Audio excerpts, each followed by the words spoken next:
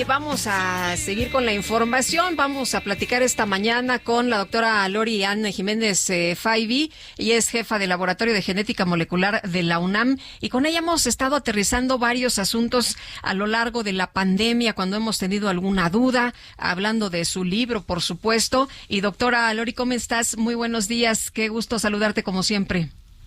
¿Qué tal, Lupita?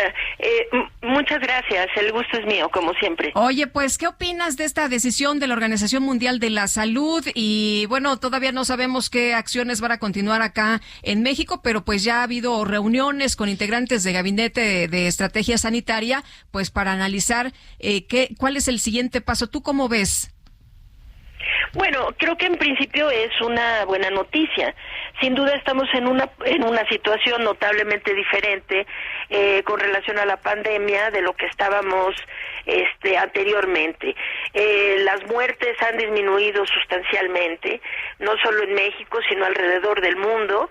Esto gracias, desde luego, a la vacunación, principalmente a la vacunación, y bueno, también por desgracia, y lo digo así porque esto ha cobrado muchas vidas, a la infección masiva que se ha dado en algunos países como el nuestro, en donde se dejó a la población infectar masivamente, y bueno, finalmente es a través de la vacunación y también de esta infección masiva que ahora hay una cierta inmunidad en la población que ha permitido que el número de muertes haya disminuido sustancialmente.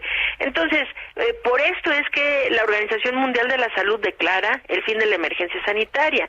Y esto, pues, sin duda es una gran noticia, ¿no? Que se pueda hacer, que se pueda declarar este fin.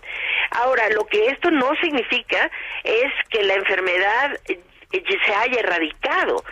Tampoco significa que ya no sea una enfermedad de importancia que siga cobrando vidas, porque, Lupita, hay que recordar algo. En México, si bien de esto ya no se habla, siguen muriendo semanalmente desde la primera semana de enero de este año hasta esta semana pasada. Hasta la semana pasada, en promedio murieron alrededor de 140 personas semanalmente por COVID-19 en nuestro país.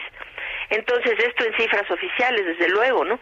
Entonces, bueno, sigue siendo importante. El INEGI marcó COVID-19 como la cuarta causa de muerte en sus datos preliminares de 2022. Así que es que sigue siendo una de las enfermedades que más vidas cobra todavía en nuestro país, y pues debemos seguir tomando ciertas precauciones para evitar el contagio y evitar que se den más muertes, desde luego. Doctora, hace unos momentos el subsecretario Hugo López-Gatell acaba de confirmar en la conferencia de prensa mañanera que el presidente López Obrador firmó un decreto que pone fin a la pandemia de COVID-19. ¿Cómo ve usted esta decisión? Bueno, de alguna forma me parece un poco irrisorio que ahora lo formalicen de esta manera. Ahora sí, muy formalmente han dado por terminada la emergencia sanitaria en nuestro país, ¿no? Siendo que en realidad este problema se ha tratado como si esto se hubiera terminado hace muchos meses atrás, ¿no? En nuestro país se dejó de vacunar, prácticamente no se continuó con una campaña de vacunación efectiva en donde los menores de edad, particularmente los menores de 5 años, jamás han recibido una dosis. El resto de los menores de edad no han recibido refuerzos, ya no se tienen vacunas más que esta cubana Abdala, y eso pues también todo a cuentagotas. Es decir, pues en este país, ¿verdad?, ya no se dan datos. Esto, Sergio, yo creo que es muy preocupante, que el gobierno de México ha dejado de reportar datos, mientras que la Organización Mundial de la Salud está insistiendo en que los países requieren seguir reportando y llevando una vigilancia estricta tanto de casos como de casos, hospitalizaciones, muertes, vacunación, etcétera, por COVID-19, para poder entender cuándo, porque van a seguir surgiendo picos. Y entonces, pues el gobierno de vacunación no ha reportado desde finales del año pasado, el exceso de mortalidad tampoco ya no se reporta desde finales del año pasado, ahora pues yo creo que ya no tendremos más datos y demás, ¿no? Es decir, pues sí,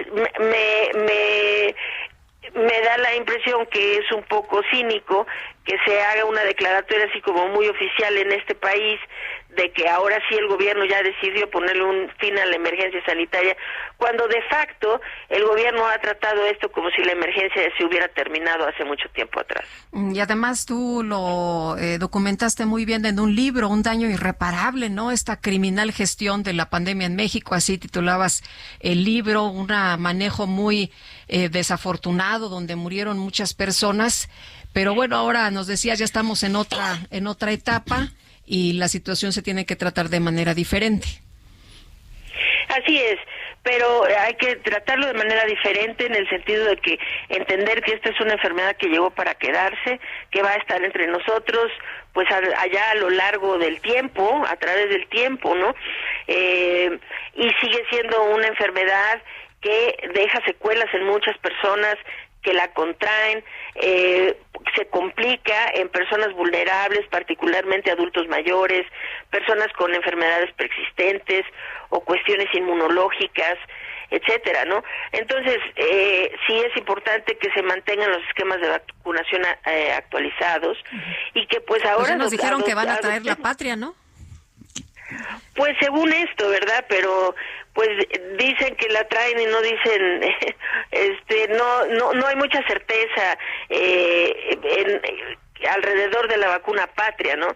Se dijo que trae tal vez entre septiembre y diciembre, también antes ya se había dicho que en el 2021, ¿no? Y nunca llegó, pero pues sí, y hay mucha incertidumbre porque lo único que sabemos de patria es lo que dice la doctora Álvarez Bulla, la directora de CONACYT, pero pues no hay publicados los resultados de sus últimas fases de experimentación como para tener una idea si esta vacuna monovalente no va a tener algún beneficio realmente en nuestra población cuando finalmente llegue, que será pues 2 años tarde, ¿verdad? ¿Cuál es la diferencia entre estas vacunas monovalentes y las vacunas bivalentes que se están aplicando en Estados Unidos o en Europa? Sí, la diferencia es que las vacunas monovalentes están diseñadas o fueron elaboradas considerando el virus que se tenía en las fases iniciales de la pandemia. El virus, como bien sabemos, ha ido evolucionando de una forma pues muy significativa, de tal manera que ha ido cambiando y ahora el virus que actualmente infecta, que son variedades de la variante Omicron, estas variantes actuales evaden la inmunidad de las vacunas monovalentes porque pues ya son vacunas de primera generación. De hecho, en Estados Unidos la FDA hace 2 semanas desautorizó ya el uso de todas las vacunas monovalentes que se aplicaban en Estados Unidos. Se desautoriza su uso porque ya perdieron su utilidad como tal, y ahora las únicas vacunas que se aplican son vacunas bivalentes. Entonces, pues Sergio, sí es de cuestionarse si una vacuna monovalente como lo es Patria tendrá realmente alguna utilidad, siendo que es una vacuna de primera generación, una vacuna que solo se va a permitir su uso como refuerzo y considerando que pues solamente el 64% de la población de nuestra población aquí en México se consideraba con esquema completo, pues el resto, o sea, cerca del 40% de la población no puede recibir Patria porque no es una vacuna que se pueda dar como esquema inicial y no resuelve el problema de los menores de edad porque es una vacuna solo para personas de 18 años y más. Es decir, tiene una serie de problemas que pues sí ponen en duda si esta vacuna finalmente de llegar tendría ya en este momento una utilidad o no. Bueno, pues yo quiero agradecerle, doctora Lori Ann Jiménez Faibi, jefa del Laboratorio de Genética Molecular de la UNAM, el haber conversado con nosotros. Al contrario, muchas gracias por la invitación. Muy buen día. Saludos a su auditorio. Gracias, doctora. Muy buenos días. Son las 8:40.